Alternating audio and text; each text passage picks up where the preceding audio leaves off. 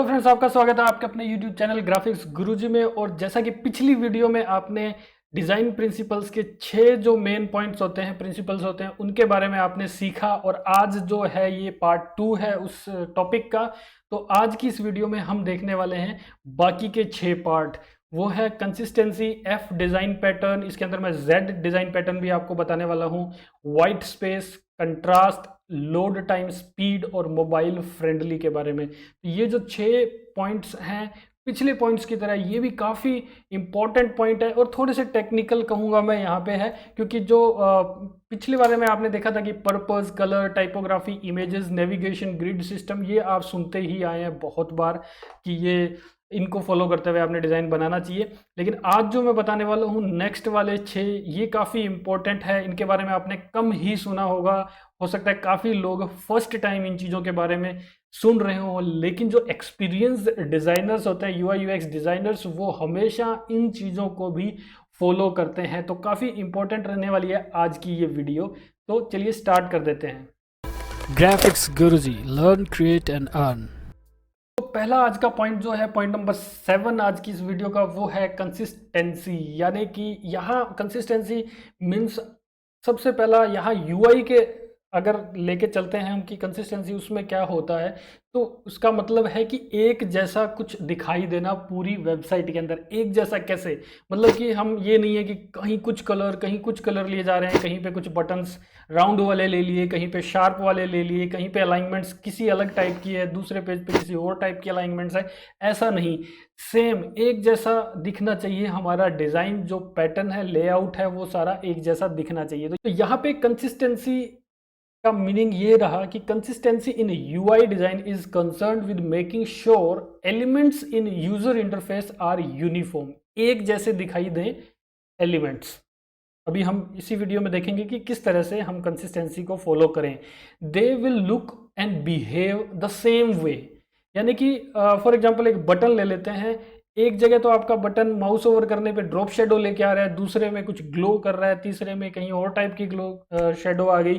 तो ये चीज़ें भी नहीं होनी चाहिए। तो लुक एंड फील और उसका बिहेव करने का वे सेम होना चाहिए थ्रू आउट द प्रोजेक्ट। तो उसे कंसिस्टेंसी कहेंगे। तो इससे होता क्या है, this helps constantly prove a user's assumption about the user interface right, creating a sense of control और familiarity and reliability।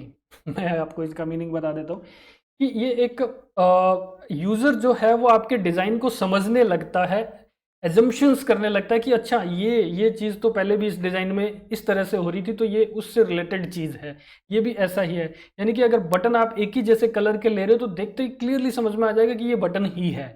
ओके, तो अलग अलग तरह के लेने से कन्फ्यूज़न हो जाती है। ओके, तो सेंस ऑफ कंट्रोल भी, यानी कि आपने अगर कोई टूल बनाया है, आपकी वेबसाइट है, एक से दूसरे पेजेस पे आप जा रहे हैं, या फिर कोई लॉगिन साइन अप कर रहा है, तो वहाँ पे जिस तरह के बटन्स और फॉर्म्स लिए थे वैसे ही कॉन्टैक्टस के फॉर्म के अंदर भी वो चीज़ें होनी चाहिए। तो हैबिचुअल हो जाता है। फेमिलियरिटी जो होती है वो हमें डिज़ाइन के अंदर कंसिस्टेंसी के थ्रू ही मिलती है। चलिए, तो इसमें और कैसे कि हम ये करें कैसे, तो उसमें आ जाता है डिज़ाइन गाइडलाइंस। जैसे कि iOS की ह्यूमन इंटरफेस गाइडलाइन है, वो फॉलो की जा सकती है, या मटेरियल डिजाइनिंग जो है गूगल की, वो फॉलो की जा सकती है। चाहे आप वेबसाइट बना रहे हैं या फिर आप कोई ऐप क्रिएट कर रहे हैं, तो उनमें इन चीज़ों को अगर फॉलो करते हैं, इन यूआई किट्स को, इनके जो इंटरफेस जो हमें दिए गए हैं उन्हीं को यूज़ करते हुए आप पूरा डिज़ाइन बनाते हैं, तो ऑफकोर्स अपने आप ही आपके बटन्स वगैरह सारे एक जैसे रहेंगे और सब कुछ उसी तरह से रहेगा। हेडलाइंस अलग अलग साइजेस की नहीं होंगी, बॉडी टेक्स्ट अलग अलग साइजेस का नहीं होगा, वो एक ही लेना है, तो वो कंसिस्टेंसी लेके चलते हैं। लेकिन क्या हो जब आपने बिल्कुल ही अलग तरह का डिज़ाइन बनाना है, आपने कोई iOS नहीं लेना, आपने मटेरियल डिजाइनिंग भी नहीं लेना चाहते, आप बिल्कुल अलग तरह का कोई डिज़ाइन पैटर्न या कुछ लेआउट बनाना चाहते हैं, तो उसके लिए क्या, तो उसके लिए भी आपने जो आप अपनी खुद की गाइडलाइंस रेडी कर सकते हैं। तो खुद के आप एसेट्स बना के रख सकते हैं, यूआई किट बना के रख सकते हैं खुद के लिए, एक प्रोजेक्ट स्टार्ट करने से पहले कि हमने ये कलर्स लेने हैं और इस तरह के बटन्स लेने हैं, हेडिंग सब हेडिंग कितने साइज़ की होगी, कौन से फॉन्ट होंगे, तो सारा हम पहले से ही बना के हम हमारी एक अपने आप में एक गाइडलाइन बना के और उसी के ब्याह पे, मतलब उसी को फॉलो करते हुए पूरा डिज़ाइन बनाएंगे, चाहे वो ऐप हो या वेबसाइट हो। तो ये चीज़ करनी मैंने इस वीडियो में पहले से बता दी है। ये देखिए यहाँ पे जो थंबनेल आ रहा है, ये वीडियो का लिंक आपको ऊपर आई का सिंबल जो आ रहा है ऊपर राइट कॉर्नर में, उस पर क्लिक करेंगे तब भी मिल जाएगा। तो यहाँ पे मैंने एसेट्स को यूज करना, एक छोटी सी खुद की एक ब्रांड गाइड बना लेना वो सिखाया था अच्छे से। तो उनको अगर फॉलो करते हुए आप बनाते हो तो वो कंसिस्टेंसी होती है।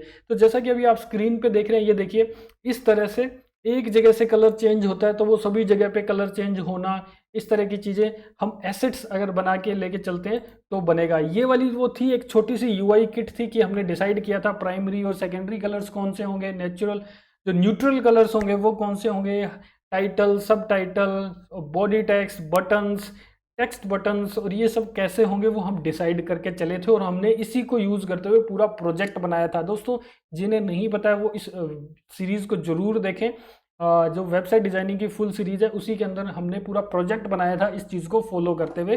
तो वहाँ से आप कंसिस्टेंसी का लेसन ले सकते हैं। नेक्स्ट आ जाते हैं एफ डिज़ाइन पैटर्न, जो है कि जो डिज़ाइन प्रिंसिपल्स का 8th पॉइंट है। तो यहाँ जैसा कि आप देख रहे हैं, एज पर सम आई ट्रैकिंग स्टडीज़, कुछ आई ट्रैकिंग स्टडीज़ ने प्रूव किया है इस बात को कि विजिटर्स जो होते हैं वो जब भी स्क्रीन को देखते हैं तो वो एक एफ पैटर्न बनाते हैं एक तरह से। तो वो मैं अभी आपको क्लियर करने वाला हूँ कि ये एफ पैटर्न होता क्या है।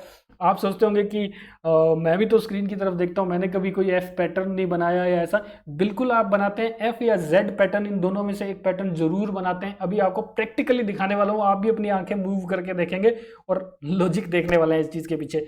तो मोस्टली जो पीपल हैं वो आपकी स्क्रीन का टॉप पार्ट देखते हैं या फिर लेफ्ट वाला पार्ट देखते हैं इंस्टेड ऑफ राइट एरिया, यानी राइट एरिया में वो कम देखते हैं।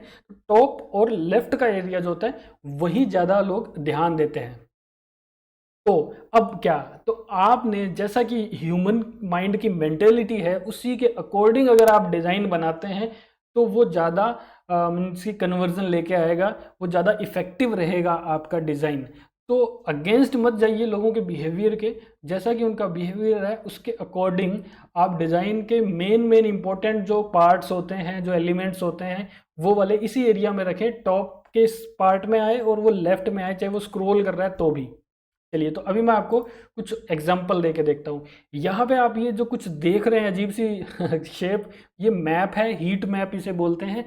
ये जो स्टडीज़ होती है ह्यूमन आई ट्रैकिंग की स्क्रीन को देखते हुए, तो वो है या माउस के पॉइंटर या जहाँ ज़्यादा क्लिक करते हैं जिस एरिया में, तो उनको ट्रैक किया जाता है। तो यहाँ पे एक ये जो एग्जांपल है इसमें आप देख रहे हैं जो रेड वाला एरिया है वो ऐसा एरिया है जहाँ सबसे ज़्यादा लोग ध्यान देते हैं, और फिर येलो वाला है और फिर ब्लू वाला है, तो ब्लू वाले पे सबसे कम ध्यान देते हैं। तो ये जो पीछे पेज देख रहे हैं आप, इनको अगर ध्यान से देखें तो इनमें कुछ कंटेंट है, लोग उस कंटेंट को कैसे कैसे देख रहे हैं। तो एज एन एवरेज ये नहीं है कि हर पेज पे हर विजिटर एफ पैटर्न बनाता है, ऐसा नहीं है। लेकिन यहाँ अगर आप देखें एवरेज दिखाई जा रही है, इसमें आप देखें तो एफ जैसी कुछ शेप्स बन रही हैं। तो मोस्टली लेफ्ट में लोगों ने ज़्यादा देखा है और टॉप का स्क्रीन का पार्ट देखा है, और राइट में बहुत ही कम गए हैं। अगर हमने कुछ अलग से कुछ एलिमेंट लगा दिया तो कुछ लोग वहाँ चले भी जाते हैं, जैसे कि आप यहाँ देख रहे हैं, यहाँ कुछ लोग गए हैं, इस साइड में गए हैं, यहाँ पे गए हैं, लेकिन यहाँ एरिया पे कोई नहीं गया है, इस एरिया पे भी कोई नहीं गया है। तो यहाँ पे ही ज़्यादा ध्यान दिया। तो ये एक रफली एफ पैटर्न बन रहा है। तो ये रफ पैटर्न बन रहा है, तो आप कहेंगे कि ये तो बस ऐसे ही है, ये ई भी बन रहा है या कुछ ऐसा, तो लेकिन ऐसा नहीं है। अब आपको मैं प्रैक्टिकली दिखाने वाला हूँ। ये यहाँ देखिए, ये जो डिज़ाइन बनाया गया ये एफ पैटर्न को ध्यान में रख के बनाया गया है। यहाँ पे हेडिंग जो सबसे पहले जो लिखी हुई है, your back pain could be relieved, तो ये वाली जो लाइन है हेडिंग है वो इस साइड में रखी गई है, यानी कि टॉप का एरिया ज़्यादा देखता है। और उसी को अगर आगे स्ट्रेट करते हुए हम यहाँ पे जाते हैं तो यहाँ आप देख रहे हैं कि 29 इनिशियल विजिट डॉलर की ये दिया हुआ है। तो ये टाइटल भी इंपॉर्टेंट है। तो यूज़र यहाँ इस तरह से नज़र मारेगा और फिर वो वापस लाएगा नज़र अपनी, और फिर नीचे की तरफ जाएगा, फिर अगेन वो इस एरो की तरफ इस तरह देखेगा, फिर उसको हेडिंग्स दिखी, यहाँ देखा उसने, फिर यहाँ देखा, फिर और नीचे जाएगा। तो ये एक तरह से एफ टाइप का पैटर्न बन रहा होता है। तो आप भी इस डिज़ाइन को देखिए, आप किस तरह से देखते होंगे, एक नेचुरल वे में देखिएगा कि आप जनरली कैसे देखते हैं एक डिज़ाइन को। तो इस डिज़ाइन को आप भी अगर देखते तो मोस्टली इसी वे में देखते, डेफिनेटली आप इस वे में देखते। हो सकता है कुछ लोग ऐसे हों जो इसमें इस वे में ना देखते हैं डिज़ाइन को, लेकिन एज एन एवरेज इस एफ पैटर्न में देखते हैं। तो अब सोचिए कि ये जो सेक्शन है ये अगर आपका इस साइड में यहाँ रखा होता कहीं पे तो प्रॉब्लम हो जाती, या फिर ये जो टाइटल्स हैं या ये जो सेक्शंस हैं ये यहाँ पे थर्ड, यहाँ एक तीसरा सेक्शन और बना के यहाँ रखा होता, या फिर ये सारे यहाँ होते, यहाँ कुछ और चीज़ पड़ी होती, तो इन मेन हेडिंग्स पे ध्यान नहीं जाता। तो डिज़ाइनर ने एग्जैक्टली उन जगहों पे ही वो चीज़ें रखी हैं, उसके अकॉर्डिंग डिज़ाइन बनाया है। तो दोस्तों आपने बहुत बार देखा हो कि बहुत बड़ी बड़ी कंपनीज होती हैं और उनकी जब वेबसाइट पे जाते हैं तो वो कोई डिज़ाइन नहीं होता, अजीब सा लगता है। As a designer, UI designer या ग्राफिक डिज़ाइनर अगर हम उसे देखते हैं तो हमें अजीब सा लगता है कि इतनी बड़ी कंपनी और इसने ऐसा डिज़ाइन क्यों बना रखा है। मीन्स की सारी चीज़ें फॉलो की है अगर आप ध्यान से देखें तो, यानी कि ये एफ डिज़ाइन पैटर्न को फॉलो करना और बाकी भी डिज़ाइन प्रिंसिपल्स को फॉलो करते हुए वो लोग इस तरह के डिज़ाइंस बनाते हैं। जो बड़ी बड़ी कंपनीज होती हैं वो और भी बहुत सारे टूल्स यूज़ करती हैं, यानी कि वेबसाइट के ऊपर कि कहाँ पे ज़्यादा क्लिक हो रहा है, किस एरिया में हो रहा है, तो वो ट्रैकिंग करती हैं। फिर उन्हें लगता है कि हमारे इस वेबसाइट का, यानी जो भी हम सर्विस दे रहे हैं उसके जो कस्टमर्स आते हैं या विजिटर आते हैं वेबसाइट पे, वो मोस्टली किस एरिया में ज़्यादा ध्यान देते हैं, किस एरिया में ज़्यादा क्लिक करते हैं, माउस का मूवमेंट करते हैं। और तो और आपकी मीन्स कि आप किसी वेबसाइट पे, उन कंपनीज की वेबसाइट पे जब जाते हैं तो वो आपका पूरा एक, मतलब आपने वेबसाइट कब कैसे खोली, कहाँ क्लिक कर रहे हो, कहाँ आपका पॉइंटर जा रहा है, ये सारी चीज़ें वो ट्रैक कैसे करते हैं, वीडियो रिकॉर्डिंग में। बिल्कुल, मीन्स कि आपकी वेबसाइट पे, यानी कि उन जो कंपनीज हैं बड़ी बड़ी जो ट्रैकिंग करती है इस तरह से, वो लोग बहुत ज़्यादा इस चीज़ पे फोकस करते हैं कि उनके यूज़र्स को ज़्यादा से ज़्यादा इजी से इजी वे में, जहाँ जहाँ वो ध्यान देते हैं, जिस एरिया में वो ध्यान ज़्यादा देते हैं वहीं पे ही मेन कंटेंट लगाया जाए। तो वीडियो रिकॉर्डिंग्स हो जाती हैं अपने आप, उनके सर्वर पर सेव हो जाती हैं। उनके डिज़ाइनर्स, यूएक्स वाले लोग, वो सब उन वीडियोज़ को देखते हैं और उसके अकॉर्डिंग डिज़ाइन को अपडेट करते हैं। तो मैं श्योर हूँ कि बहुत सारे लोगों को इन चीज़ों के बारे में नहीं पता होगा। तो इस चैनल पे अगर आप बने रहते हैं तो आपको बहुत सारी इस तरह की इनोवेटिव और नई हटके चीज़ों का नॉलेज होने वाला है। चलिए, तो यहाँ पे अब बात करते हैं एफ पैटर्न के बाद जेड पैटर्न की। तो जेड पैटर्न या जी पैटर्न इसको बोलते हैं। यहाँ पे अगर आप देखें तो 1 की तरफ पहले देखिए, आप भी इस वीडियो में देखिए, फॉलो कीजिए इस तरह से आप, कि पहले 1 की तरफ देखिए, फिर 2 की तरफ जाइए, फिर 3 और फिर 4। तो ये जो पैटर्न बन रहा है, करके देखिए आप, ये जो पैटर्न बन रहा है ये मोस्टली यूजर्स ये वाला पैटर्न भी यूज करते हैं किसी चीज़ को देखने के लिए। ठीक है, फिर this pattern is popular and can be followed for the pages that has minimal content and main focus on CTA। यानी कि जो हमारा एफ पैटर्न था वो मोस्टली कंटेंट वाली वेबसाइट्स में होता है, जहाँ पे ज़्यादा कंटेंट यूज़ किया गया है, वो मिनिमल डिज़ाइन नहीं है, वहाँ पे मेनली वो चीज़ जो है वो फॉलो किया जाता है, यानी एफ पैटर्न। और जेड पैटर्न जो होता है वो ऐसी मिनिमल पेजेस पे, यानी कि मिनिमल डिज़ाइनिंग की गई है, बहुत थोड़ा थोड़ा, अभी मैं आपको दिखाने वाला हूँ वो डिज़ाइंस भी। तो उन जगहों पे, यानी उस तरह के पेजेस अगर हम बनाना चाहते हैं उस तरह की वेबसाइट्स के लिए, और जिन पे मेन फोकस हमारा CTA बटन्स पे जाता है, तो वहाँ जिगजैग, ये जो जेड शेप है, ये वाला पैटर्न फॉलो करते हुए हमने डिज़ाइन बनाना होता है। तो चलिए यहाँ पे आपको दिखा भी देता हूँ। अब आप देखिए, आप भी ये जो एरोज बनी हुई हैं इनको फॉलो करते हुए आप देखिए, और आप एज्यूम कीजिए कि आप सोचिए कि आप भी वेबसाइट्स को इस तरह से देखते हैं जिनमें ज़्यादा CTA बटन्स होते हैं, मिनिमल डिज़ाइन होता है। तो अगर आप यहाँ देखें जो एरोज बनी हुई हैं उनमें आप भी अपनी आइज़ को लेके जाइए इस तरह से, तो आपको लगेगा कि आप भी ऐसा ही करते हैं। इस तरह का डिज़ाइन होगा तो आप इस तरह का करते हैं, मीन्स कि अपनी आइज़ जो है वो इस तरह से लेके जाते हैं। तो यहाँ पे मैं आपको दिखा देता हूँ एक और एक्चुअल डिज़ाइन जो अच्छा मॉडर्न और मिनिमल डिज़ाइन है, जिसमें एक तरफ टेक्स्ट, एक तरफ इमेज, फिर ऑल्टरनेट वे में दूसरी तरफ इमेज है, फिर दूसरी तरफ टेक्स्ट है। तो ये ऑल्टरनेट वे में इस तरह से है, और हर एक सेक्शन के नीचे एक लर्न मोर या व्यू मोर का इस तरह के बटन से लगे होते हैं। तो ये मिनिमल डिज़ाइन है, इसमें बहुत ज़्यादा कंटेंट नहीं है, दूर दूर कंटेंट है। तो इसको जब हमें इस तरह की रिक्वायरमेंट है किसी प्रोजेक्ट की, किसी वेबसाइट की, किसी सर्विस की, तो उसके लिए जब पेजेस बनाएंगे तो हम जेड पैटर्न को फॉलो करते हुए डिज़ाइंस बनाएंगे। तो दोस्तों ये जो एफ पैटर्न और जेड पैटर्न है, ये दोनों बहुत इंपॉर्टेंट रोल करते हैं। डिज़ाइन अच्छा बन रहा है वो एक अपने आप में अलग चीज़ है, लेकिन क्या यूज़र की नीड के अकॉर्डिंग बन रहा है? क्या आपका डिज़ाइन उस कंपनी के, उस सर्विस के जो यूज़र्स हैं या विजिटर्स हैं उनके बिहेवियर के अकॉर्डिंग आप बना रहे हैं या नहीं बना रहे, ये भी बहुत इंपॉर्टेंट चीज़ होती है। एक छोटे छोटे आप अगर प्रोजेक्ट्स बना रहे हैं या वहाँ से कहीं से, तो इसमें ये फॉलो भी नहीं करते हो तो कोई भी प्रॉब्लम नहीं है, लेकिन एक बड़ी कंपनीज को इन चीज़ों की नॉलेज होती है, वो ये चीज़ें पूछते हैं आपसे, आपने उस तरह से करना होता है। या फिर आप इंटरव्यूज़ में भी जाते हैं तो आपको अगर एफ पैटर्न और जेड पैटर्न के बारे में पूछा जाए तो आपको बिल्कुल पता होना चाहिए, चाहे आप उन चीज़ों को फॉलो करने की रिक्वायरमेंट आई हो या ना आई हो कल को उस कंपनी में, लेकिन ये चीज़ें पूछी जाती हैं इंटरव्यूज़ में, तो आप इजीली इस इंटरव्यू में क्लियर कर पाएँ। तो ऐसी ही अलग अलग तरह की जो टर्म्स होती हैं जो आपने कभी सुनी नहीं होती हैं, वो भी मैं यहाँ पे लेके आता हूँ, क्योंकि कंपनीज आज के टाइम में ये सब चीज़ें पूछने लगी हैं।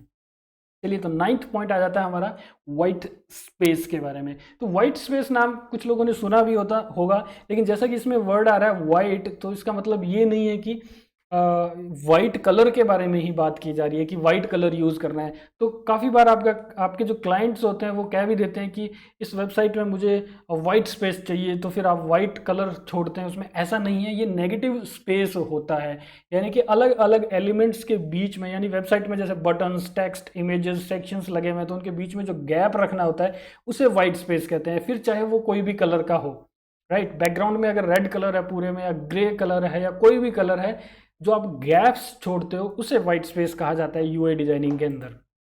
तो चलिए, जैसे कि आप यहाँ पे ये डिज़ाइन देखिए, ये वही डिज़ाइन है जिन लोगों ने फॉलो किया ये पूरा कोर्स, तो उनको पता लग गया होगा कि ये हमने पूरी वेबसाइट बनाई थी बूटस्ट्रैप के टेम्पलेट्स को यूज़ करते हुए और एक यूआई किट को यूज़ करते हुए। तो उसी का एक पेज है। तो यहाँ आप देखेंगे कि ये जो गैप देख रहे हैं, ये वाला सेक्शंस के ऊपर नीचे गैप, फिर सेक्शन के अंदर सब सेक्शंस जो लेफ्ट राइट है उनके बीच में भी प्रॉपरली गैप है, फिर ईच हेडिंग और सब हेडिंग के बाद में, यानी कि टाइटल और बॉडी टेक्स्ट के बाद में भी यहाँ पे गैप्स हैं, तो ये वाइट स्पेस कहलाता है। तो जब आप इनको पास पास में कुछ ज़्यादा ही बना देते हैं, जैसे कि पिछले एक स्लाइड पे हमने देखा था ये वाला, तो यहाँ पे वाइट स्पेस नहीं छोड़ा गया है। आप जहाँ तक देखें कि एक सेक्शन के जस्ट बाद में दूसरा सेक्शन स्टार्ट हो गया, यहाँ पे भी गैप नहीं रखा है इन्होंने, यहाँ पे भी गैप नहीं रखा है, तो ये जो है वाइट स्पेस के बिना डिज़ाइन बनाया हुआ। तो यहाँ इस स्लाइड के अंदर जो आप देख रहे हैं ये प्रॉपरली वाइट स्पेस को ध्यान में रख के डिज़ाइन बनाया गया है। तो अभी आप ये देख लीजिए, इसी को मैंने एक बिना वाइट स्पेस के डिज़ाइन बना के देखा।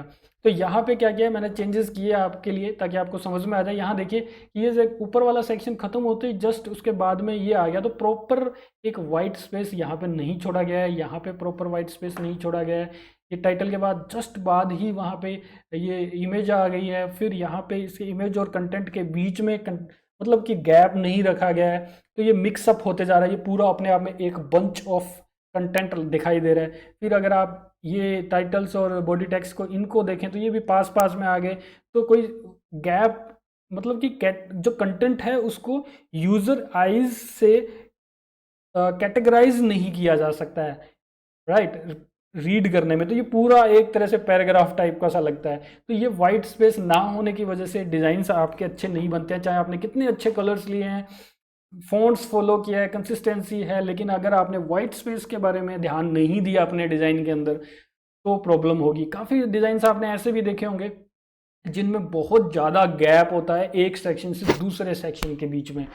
तो जब नए नए हम डिज़ाइन बनाने लगते हैं तो हमें ये लगता है कि ये तो बीच में इतना सारा गैप तो गलत हो गया, स्पेस को यूज़ ही नहीं कर रहे हैं हम लोग और पेज बहुत ज़्यादा लंबा हो रहा है। तो लेकिन ऐसा नहीं है, आपने ठीक ठाक स्पेस देना है एक सेक्शन से दूसरे सेक्शन में। तो दोस्तों, एक सेक्शन से दूसरे सेक्शन के बीच में जो गैप होता है वाइट स्पेस का वाला गैप, तो वो कोई एक फिक्स अमाउंट नहीं है, मैं कोई वैल्यू नहीं बता सकता कि इतना ही आपने रखना है, राइट। तो आप अपने अकॉर्डिंग रखें, गैप रखें थोड़ा सा, जो बिल्कुल पास पास में कर देते हैं उससे तो थोड़ा ज़्यादा ही रखना चाहिए, राइट। तो यहाँ पे अब आप देखेंगे, मैं आपको दो एग्जांपल दिखा रहा हूँ यहाँ पे। ये है विद वाइट स्पेस और ये है विदाउट वाइट स्पेस। मैं जल्दी जल्दी स्विच कर रहा हूँ तो आप खुद देखेंगे कि ये वाइट स्पेस वाला जो डिज़ाइन है वो काफ़ी अच्छा लग रहा है, कैटेगराइज्ड हुआ है, एक अलग अलग तरह के सेक्शंस बने हैं छोटे छोटे, जिसको रीड करना भी इजी रहेगा और इसको रीड करना इजी नहीं रहता है, राइट। अब आ जाते हैं हम, वाइट स्पेस भी दो तरह का होता है।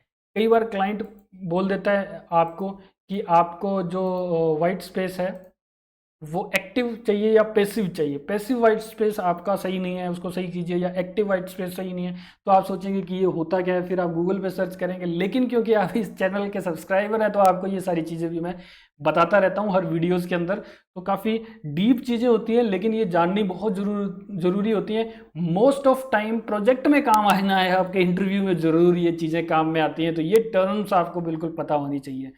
चलिए, तो वाइट जो एक्टिव वाइट स्पेस होता है वो होता है एक्चुअल में जो आपको एक सेक्शन से दूसरे सेक्शन की ओर जाते वक्त, राइट, तो drives the user through the content, यानी कि एक सेक्शन से दूसरे सेक्शन में जाते टाइम जो बीच में गैप आता है उसको एक्टिव वाइट स्पेस कहते हैं।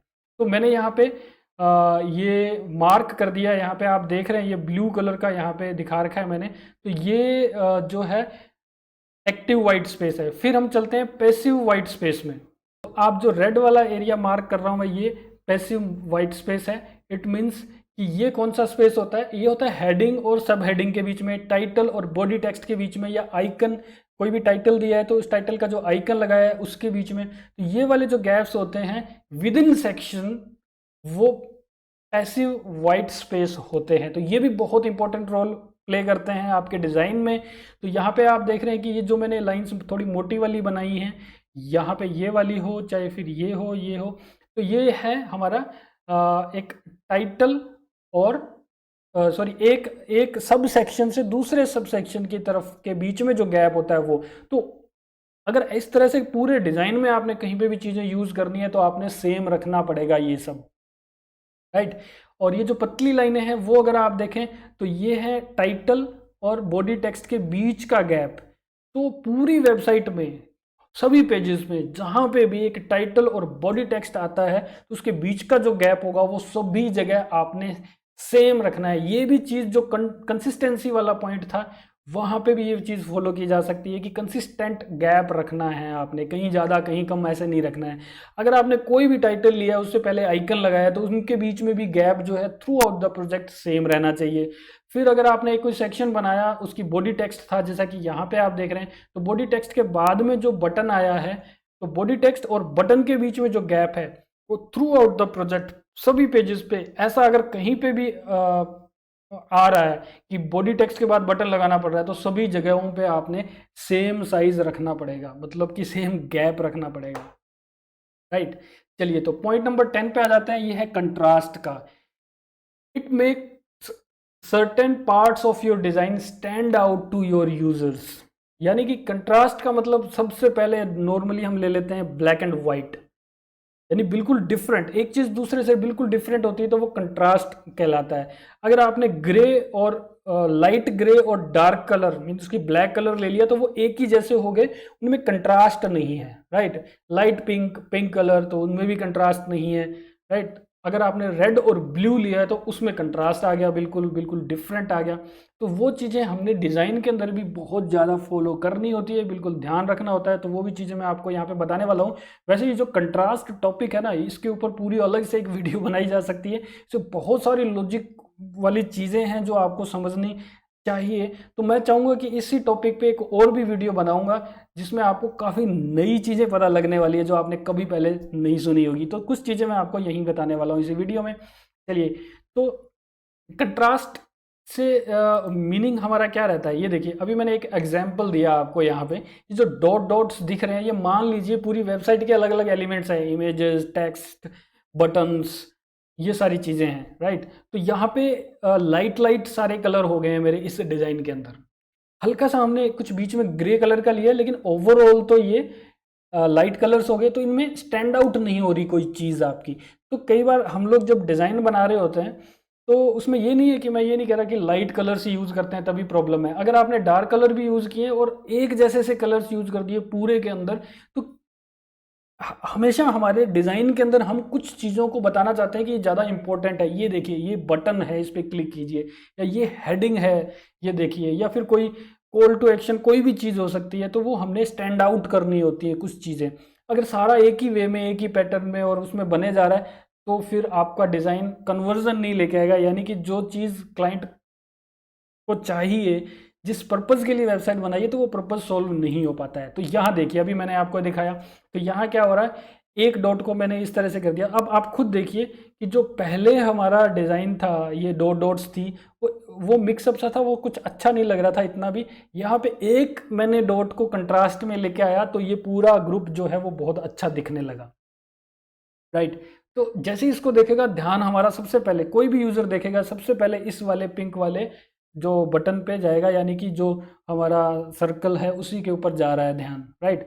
तो contrast provides the eye with a noticeable difference in size और कलर, यानी कि आप साइज बढ़ा के या फिर कलर दूसरा दे के या दोनों चीज़ों को यूज़ करते हुए इस तरह से हम ह्यूमन की आई को अट्रैक्ट कर सकते हैं, उसका माइंड को अट्रैक्ट कर सकते हैं स्पेसिफिक उस चीज़ पे। तो बाकी चीज़ों को नॉर्मल रखिए, जो मेन इंपॉर्टेंट चीज़ है उसको आप इस तरह से अलग से एसेंट कलर दे दीजिए। तो एसेंट कलर्स और जो न्यूट्रल कलर्स क्या होते हैं, प्राइमरी सेकेंडरी कलर्स क्या होते हैं, ये जानने के लिए आपने अलग से वीडियो देखनी होगी जो कि इसी सीरीज़ के अंदर बनाई हुई है। जिन लोगों ने ये पूरी सीरीज़ नहीं देखी है, प्लीज़ स्टार्टिंग से एक एक करके वीडियोस देखिए। ये पूरा एक कोर्स हम लेके चल रहे हैं वेबसाइट डिज़ाइनिंग का। तो ये जो कोर्स आप कर लेते हैं तो आपकी काफ़ी हद तक हेल्प हो जाएगी इंटरव्यूज़ में भी और प्रोजेक्ट्स बनाने में भी। चलिए, तो यहाँ साइज़ और कलर की बात हो रही थी, उसके थ्रू हम इसको मीन्स की कंट्रास्ट दे सकते हैं। अब साइज और कलर्स के अलावा भी बहुत सारी चीज़ें होती है जिसको हम कंट्रास्ट कहेंगे, राइट। तो इसमें हम ना ही कलर्स की बात करने वाले हैं, ना ही हम साइज़ की बात करने वाले हैं, टाइप्स की बात करने वाले हैं कि अलग अलग एलिमेंट्स होते हैं, बटन्स होते हैं, रेडियो बटन्स होते हैं, यानी एक तरह के बटन्स हो गए, मल्टीपल सिलेक्शन बटन्स हो गए, या फिर स्लाइडर्स हो गए, कुछ एरोज हो गई हैं। तो अलग अलग तरह की ये जो चीज़ें होती हैं, जो सेक्शंस भी हो सकते हैं, वो हमने अलग अलग तरह से बनाने होते हैं। तो यहाँ मैं आपको बता दूं कि position of visually dissimilar elements in order to convey the fact that these elements are different, यानी देखने में भी अगर विजुअली भी कोई चीज़ें अलग अलग हैं तो उनको अलग अलग करो। जैसे कि आपने वेबसाइट पे कोई पेज बना, कोई एक पेज बन रहा है, उसमें आपने फॉर एग्जांपल टीम दिखाई, आर टीम, और फिर आपने उसके बाद दिखा दिया टेस्टिमोनियल्स। तो मोस्ट ऑफ केसेस में क्या होता है, वो दोनों देखने में एक जैसे से लगते हैं, क्योंकि टीम में भी कुछ इंट्रोडक्शन होता है एक पर्सन का, उसके फिर नीचे फोटो होती है, नेम होता है। टेस्टिमोनियल में भी उस तरह का होता है। तो वो आपने, क्योंकि वो हैं अलग अलग, तो आपने उनको कुछ ऐसा ट्रीटमेंट करना होगा कि वो अलग अलग ही दिखें। या तो उनकी प्लेसमेंट अलग अलग जगह रखो, एक के बाद दूसरा सेक्शन एकदम से ना आ जाए जिससे कंफ्यूजन ना हो, तो या फिर उनको दिखाने का वे थोड़ा अलग कीजिए, राइट। तो उनको सेम नहीं बनाना है, तो उस चीज़ को फॉलो करेंगे तो वो कंट्रास्ट, वो भी कंट्रास्ट कहलाता है। जैसे कि बिलोंग इन डिफरेंट कैटेगरीज, जो कि अभी मैंने बताया। अगर आपका कोई मैटर, कोई कंटेंट अलग अलग कैटेगरीज को रिप्रेजेंट करता है तो आपने अलग अलग उसको दिखाना है, शो करना है, वो दिखना चाहिए कि वो अलग अलग हैं, राइट। फंक्शंस, अगर डिफरेंट डिफरेंट फंक्शंस हैं किसी चीज़ों के, तो वो भी देखते ही पता लगना चाहिए कि अच्छा ये इस फंक्शन के लिए है और ये इन फंक्शन के लिए, चाहे वो होम पेज पे आ गया हो या फिर मोस्टली टूल्स के अंदर ये चीज़ें यूज होती हैं कि अगर आपने एक तरह के टूल्स को एक साइड में रखा है, दूसरी तरह के टूल्स को एक साइड में रखा है, जो कि वो बिहेव कैसा करते हैं उसके अकॉर्डिंग भी रख सकते हैं। तो ये behave, different functions, different categories, इसके अकॉर्डिंग भी आपने डिज़ाइन को बनाना होता है, तो ही आपका डिज़ाइन अच्छा दिखेगा। और यूज़र, अच्छा दिखने के अलावा जो विजिटर होंगे, जो यूज़र होंगे आपकी वेबसाइट के या ऐप के, वो ईजिली आपके डिज़ाइन को समझ पाएंगे, हैबिचुअल हो पाएंगे उस चीज़ के, फेमिलियर हो पाएंगे उस चीज़ के, तो वो भी कंट्रास्ट में ही आ जाता है। तो नेक्स्ट पॉइंट आ जाता है, सेकेंड लास्ट पॉइंट है हमारा इस वीडियो का, वो है load time speed. Load time speed जो है वो, इससे यहाँ आप फर्स्ट ऑफ ऑल यही समझते हैं कि वेबसाइट लोड कितनी जल्दी हो जाती है, राइट। तो ऐसी वेबसाइट्स या ऐसी ऐप्स जो टाइम लगाती हैं उसको यूज़र पसंद नहीं करते हैं, आप भी पसंद नहीं करते होंगे, जल्दी से फिर उसको छोड़ देते होंगे कि चलो टाइम लगा रहा है, राइट। तो कैसे इम्प्रूव किया जा सकता है? तो सबसे पहले हमारे माइंड में दो चीज़ें आती हैं। इमेजेस जो हैं उनको, उनका साइज़ कम कर देना या उनको ऑप्टिमाइज़ करना, जैसे कि कुछ एमबीज़ में तो केबीज़ में करके लगा दो, राइट। तो ये चीज़ करते हैं। या फिर कोडिंग वाले पर्सन क्या करते हैं, मिनीफाई करते हैं एचटीएमएल कोड्स को, जावास्क्रिप्ट को, सीएसएस को। तो इनको मिनीफाई करने के कुछ वे होते हैं, उनके थ्रू भी वेबसाइट की लोड स्पीड जो होती है वो इम्प्रूव की जा सकती है। That's it. नहीं, ये टॉपिक भी एक ऐसा टॉपिक है जिस पे अलग से वीडियो बनाई जा सकती है। ये भी बहुत इम्पोर्टेंट जो रहने वाला है। लेकिन आप सोचते होंगे कि ये तो बस इमेज को कर दिया हमने छोटा, और टेक्स्ट को भी हमने जो HTML और CSS कोड वगैरह है उसको भी मिनीफाई कर दिया, तो दैट्स इट, तो इतना नहीं है। एज ए डिज़ाइनर आपने अपना जो डिज़ाइन बनाने का वे है उसमें भी कुछ ऐसा करना पड़ेगा स्मार्टली कि आपका डिज़ाइन जो है वो ना कि सिर्फ लोड होने पे, बट यहाँ मैं इंपॉर्टेंट चीज़ बताने वाला हूँ, लोड टाइम स्पीड का मतलब सिर्फ वेबसाइट का जल्दी से लोड होना ही नहीं है। वेबसाइट लोड होने के बाद तो यूज़र वहाँ जो काम कर रहे होते हैं, डाउनलोड कर रहे हैं, अपलोड कर रहे हैं, या फिर क्लिक करने पे कोई और पेज खुल रहा है, या कोई भी एक्शन हो रहा है, कोई आपके एक्शन पे कोई रिएक्शन हो रहा है वेबसाइट पे, तो वो भी फास्ट होना चाहिए, वो भी लोड टाइम स्पीड के अंदर ही माना जाता है। तो बहुत बार कुछ ऐसी टेक्निक्स भी यूज़ की जाती हैं जिसके थ्रू एक UI डिज़ाइनर अच्छा डिज़ाइन बना के देता है। तो कैसे किया जाए? तो पहले तो आपको ये समझ लेना है कि the length of time between a user interaction and the website's response to that action will affect the user's perception for the website. Okay, तो यूज़र उस वेबसाइट के बारे में क्या सोचता है, कितना उस पर बिलीव करता है, कितना उस पर भरोसा करता है, यानी कि आपके बनाए डिज़ाइन पे, तो वो डिपेंड करता है कि यूज़र जब भी कुछ इंटरेक्शन करना चाहे और वेबसाइट उसका क्या रिस्पॉन्स देती है, कैसे कितने टाइम में रिस्पॉन्स देती है, वो वाली चीज़ जो है वो लो टाइम स्पीड में भी आती है। अब आता है एक टाइम इंटरेस्टिंग स्टोरी का, एयरपोर्ट की स्टोरी, राइट। इस स्टोरी में ही एक ऐसी चीज़ छिपी हुई है जिसको यूज़ किया जा रहा है आज के टाइम में बहुत ज़्यादा, मोस्टली वेबसाइट्स और ऐप्स के अंदर। वो चीज़ आप देख लीजिए। मान लीजिए आप लैंड करते हो एक एयरपोर्ट पे और आपका लगेज अलग से आया है, राइट, अलग से लगेज आया है, आप एयरपोर्ट पे लैंड किए, और अब अगर आपको चल के कहीं जाना है स्पेसिफिक जगह पे, एयरपोर्ट बहुत बड़े हैं, आपको स्पेसिफिक जगह पे जाना है, वो रास्ता है उसी रास्ते से जाना है, वहाँ तक पहुँचना है, फिर वहाँ पे वो जो मशीन लगी होती है जिस पर रोटेट होते रहते हैं आपके बैग, स्लाइड होते रहते हैं, तो यानी कि वहाँ तक आपने पहुँचना है। तो जितना टाइम आपको पहुँचने में वहाँ तक लगेगा, उतने टाइम में वो जो सर्विस वाले हैं जो लगेज को उतारेंगे, वहाँ पे लगाएंगे, वो सब चीज़ें करेंगे। तो कुछ चीज़ें ऐसी होती हैं वेबसाइट्स में या उन प्रोसेस में, यानी कि जब यूज़र इंटरेक्ट करता है तो उसके रिस्पॉन्स आने में टाइम लगेगा ही लगेगा। इम्प्रूवमेंट्स वाली अलग चीज़ है, लेकिन उसके बाद भी कुछ चीज़ें ऐसी होती हैं जिनमें टाइम लगना ही लगना होता है।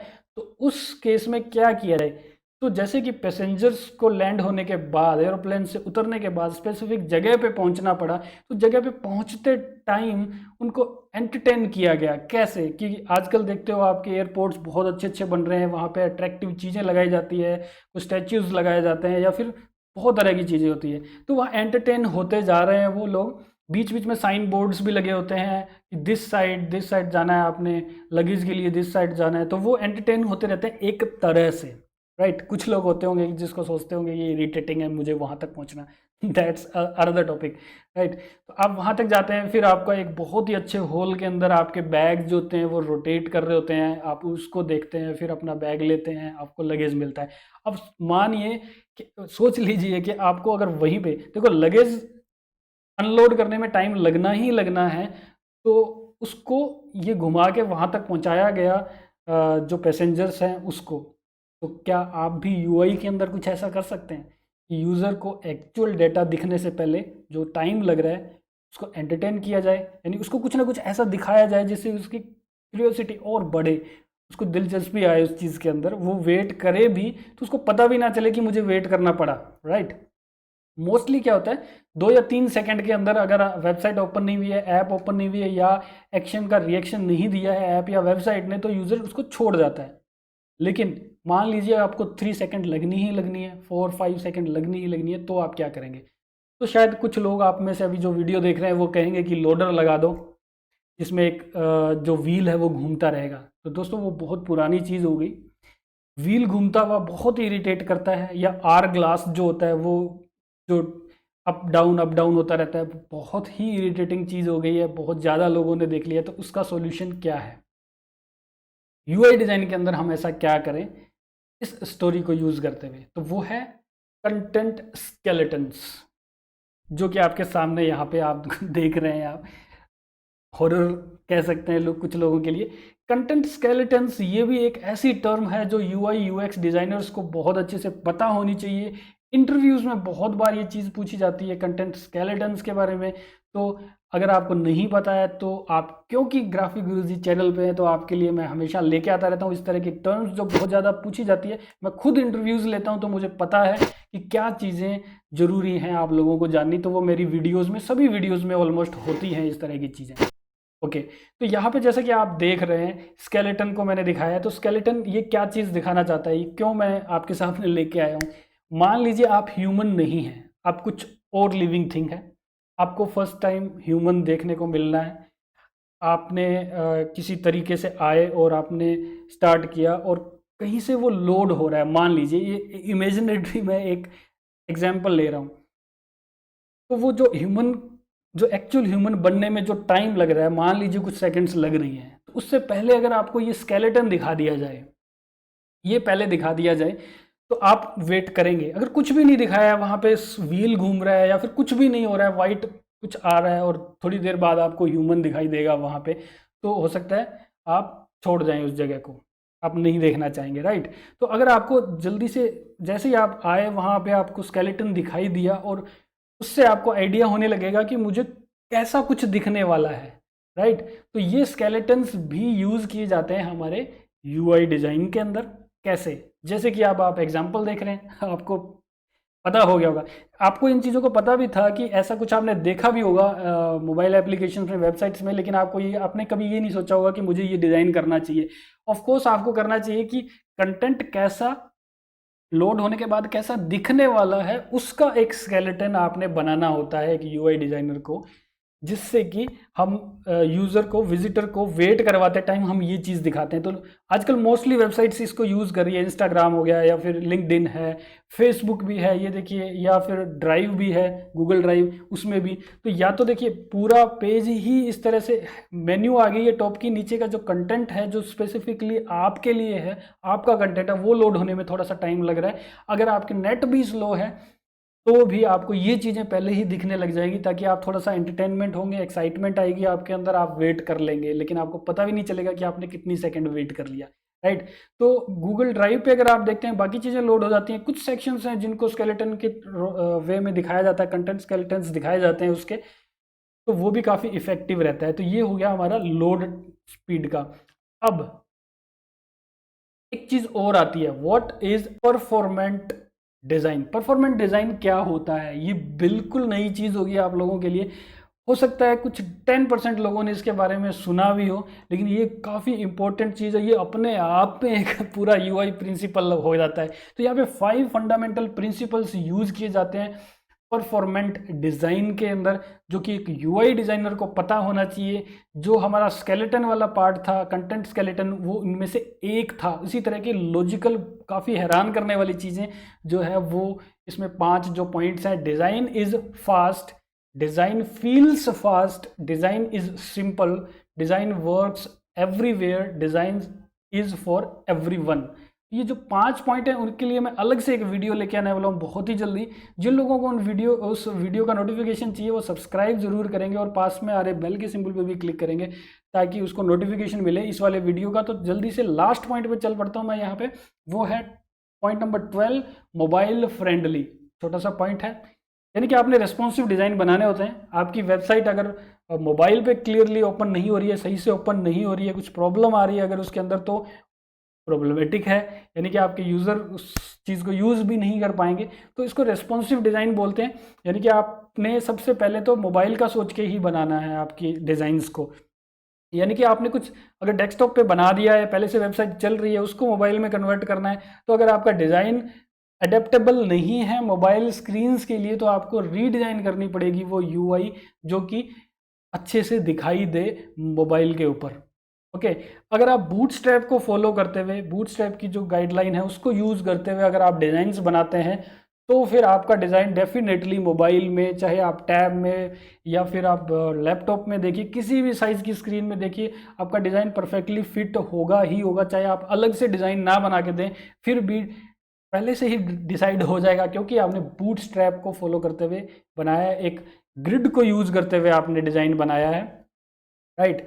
तो यहाँ पे जो वीडियो मैंने पहले ही इस सीरीज़ के अंदर एक बूटस्ट्रैप ग्रिड क्या होती है, उसको किस तरह से यूज़ करते हैं और उसको यूज़ करते हुए पूरी वेबसाइट डिज़ाइन की थी हम लोगों ने, वो वीडियोज़ इसी सीरीज़ में पहले पढ़ी हैं। जिन लोगों ने ये कोर्स नहीं किया है वो पूरा ये कोर्स कर लें। तो ये कोर्स तो चल ही रहा है दोस्तों, लेकिन मैं आपको बताने वाला हूँ कि अपकमिंग ट्यूटोरियल सीरीज़ और आने वाली है इसी चैनल पे, ग्राफिक्स गुरुजी पे, जो कि जिनमें से एक है UI कंपोनेंट सीरीज़। क्योंकि दोस्तों मैंने काफ़ी जगह देखा है, मेरे सब्सक्राइबर्स जो हैं उनको ये प्रॉब्लम बहुत ज़्यादा आती है कि कहाँ रेडियो बटन यूज़ करें, कहाँ पे चेक बॉक्स यूज़ करें, किस तरह के जो बटन्स हैं वो यूज़ करें। तो सिर्फ बटन्स के बारे में नहीं रहेगी ये सीरीज़, जिसकी पहली वीडियो जो होगी वो बटन्स के बारे में होगी। तो हर तरह के बटन्स के बारे में बहुत डीप में नॉलेज देने वाला हूँ उस वीडियो में। लेकिन इसके अंदर फॉर्म्स के बारे में बताया जाएगा, मल्टीपल सेलेक्शंस जो एलिमेंट्स होते हैं उनके बारे में भी आपको बताया जाएगा। तो यहाँ पे आपको जितने भी तरह के एलिमेंट्स होते हैं, जो कंपोनेंट होते हैं UI के, उनके बारे में पूरी डीप नॉलेज दी जाएगी एंटरटेनमेंट वे के अंदर। तो ये सीरीज़ रहेगी। उसके बाद काफ़ी लोगों के रिक्वेस्ट के बाद मैं एक सीरीज़ लेके आ रहा हूँ जो कि है फाइवर के बारे में। इसमें फाइवर के इंट्रोडक्शन से लेके एक बहुत अच्छी इनकम लेने तक के टिप्स एंड ट्रिक्स बताने वाले हैं दोस्तों। मैं मेरी प्रोफाइल का भी आपको प्रीव्यू दिखाऊंगा, मैं दिखाऊंगा कि किस तरह से मैंने अर्निंग ली है, कितनी अर्निंग ली है, वो सारी चीज़ें मैं आपको उस सीरीज़ के अंदर दिखाऊंगा। उसके बाद एक काफ़ी जो वेट चल रहा है लोगों का वो है UX डिज़ाइनिंग का फुल कोर्स के बारे में।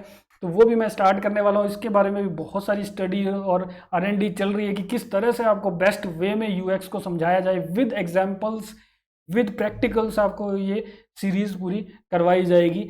तो इन तीनों सीरीज़ की जो आने वाली सीरीज़ है और जो पिछली सीरीज़ है उनके वीडियोस का नोटिफिकेशन पाने के लिए आपको सब्सक्राइब करना पड़ेगा ये चैनल, और पास में आ रहे बेल के सिंबल पे भी क्लिक करना पड़ेगा ताकि आपको नोटिफिकेशंस सारे मिलते रहे। सीखते रहिए ग्राफिक गुरुजी यूट्यूब चैनल पे, बने रहिएगा मेरे साथ बाकी सभी वीडियोज़ में भी। धन्यवाद।